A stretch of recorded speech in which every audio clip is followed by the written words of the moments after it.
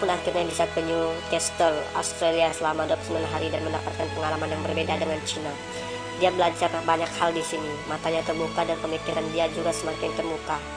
Dia berpikir 10 tahun kemudian Cina perlu berubah seperti Australia dan memiliki pandangan seperti orang-orang Australia.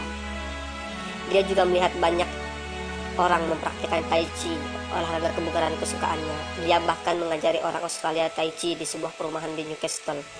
Tidak hanya pengalaman saja, dia pun belajar bahasa Inggris ala Australia. Dia pulang tanpa tangan kosong. Pengetahuan dan bahkan kedekatan dengan keluarga Ken semakin meningkat. Selanjutnya giliran Ken membawa Stephen pergi mengunjungi Jack Ma di Hangzhou. Karena Jack Ma tidak memiliki tempat tinggal yang luas, dia akhirnya hanya bisa mengatur agar Ken sekeluarga tinggal di asrama sekolah. Stephen ingat bagaimana mereka makan di rumah Jack Ma, naik sepeda pergi ke sekolahnya, bahkan memberikan diri mereka dilayani oleh Jack Ma. Disitulah Ken merasa Jack Ma bukan hanya orang desa biasa, dia pasti sukses di suatu hari nanti. Sebelum Ken pulang, Ken melihat bagaimana stres dan tekanan ekonomi yang dialami Jack Ma.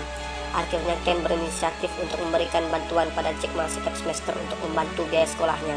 Selama 2 tahun, Ken memberikan Jack Ma kurang lebih 2 juta rupiah. Tentu saja bantuan Ken sangat membantu Jack Ma. Jack Ma sangat berterima kasih atas bantuan Ken. Bulan September 2004 lalu, Ken tutup usia di umur 78 tahun. Kedekatan bersama Jack Ma selama 24 tahun ini membuat Jack Ma sangat sedih dan merasa kehilangan. Jack selalu menganggap Ken sebagai ayahnya, gurunya, dan bahkan sahabatnya. Mereka juga pernah merencanakan untuk berlibur ke Siberia dengan menggunakan kereta api. David dan Ken datang mengunjungi Jack Ma setelah ia menjadi orang terkenal di Cina dan seluruh dunia. Kedatangannya adalah untuk mewujudkan mimpi Ken dan Jack Ma yang belum sempat terlaksana.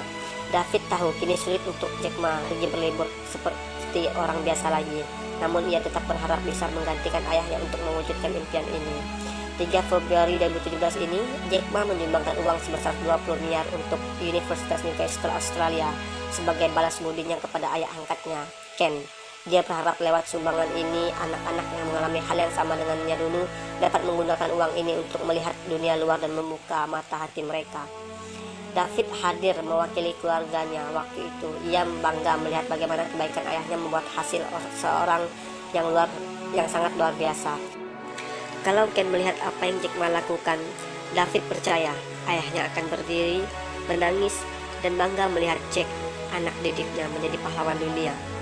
Kisah Jack Ma yang hampir tak pernah diceritakan ini berhasil mengubah banyak orang-orang, bahkan menginspirasi orang-orang yang mungkin di bawah standar untuk terus berusaha dan tidak menyerah mengejar ilmu pengetahuan. Kamu termotivasi? Jangan lupa share video inspirasi Jack Ma ini.